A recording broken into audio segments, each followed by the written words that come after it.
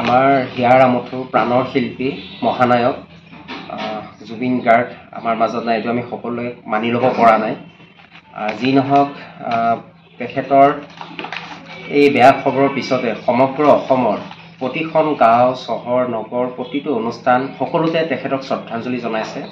ৰহাটো সকলো গাঁও সকলোৱে নিজে নিজে শ্ৰদ্ধাঞ্জলি জনাইছে, কিন্তু আমি ৰহা আঞ্চলিক ছাত্ৰ সন্থা, ৰহা আঞ্চলিক তিৱা ছাত্ৰ সন্থা, ৰহা আঞ্চলিক সাংবাদিক সন্থা, বহাগী মেলা, জাতীয়তাবাদী যুৱ ছাত্ৰ পৰিষদ, মানৱ অধিকাৰ সংগ্ৰাম সমিতি, ৰহা আঞ্চলিক সমিতি, ৰহা আঞ্চলিক কোচৰাজবংশী ছাত্ৰ সন্থা, তেনেকৈ সকলো ৰহাবাসী ৰাইজে একত্ৰিত হৈ আমি ৰহাৰ বাসীৰ হৈ মহানায়কক আমি একাজলি শ্ৰদ্ধাঞ্জলি যাচিব বিচাৰিছোঁ 21 তাৰিখে।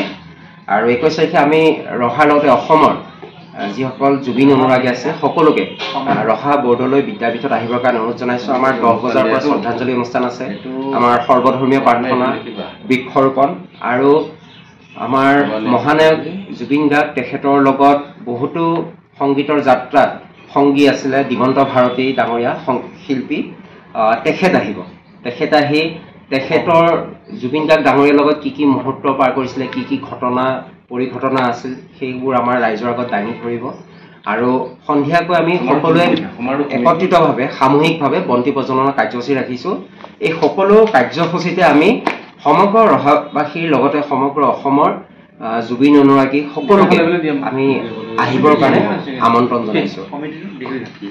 আৰু বিশেষকৈ আমাৰ ধৰি লওক 10 বজাৰ পৰা অনুষ্ঠানটো আৰম্ভ হ'ব, হ'লেও আমাৰ দুপৰীয়া 12 বজাত স্মৃতিচাৰণ সভা আছে। আৰু এই সভাতে আমাৰ অসমৰ বিশিষ্ট শিল্পী দিগন্ত ভাৰতী ডাঙৰীয়া উপস্থিত থাকিব। আৰু তেখেতে মহানায়ক জুবিন গাৰ্গ ডাঙৰীয়াৰ লগত কটোৱা সময় কিছু আভাস আমাৰ আগত দাঙি ধৰিব আৰু তেখেতেও সংগীত পৰিৱেশন কৰিব। এই উক্তসমূহ কাৰ্যসূচীত আমি ৰহাবাসীৰ লগতে জুবিন গাৰ্গ ডাঙৰীয়াক ভাল পোৱা সমগ্ৰ অসমবাসী ৰাইজক উক্ত অনুষ্ঠানত আমি সাদৰে নিমন্ত্ৰণ জনাইছোঁ।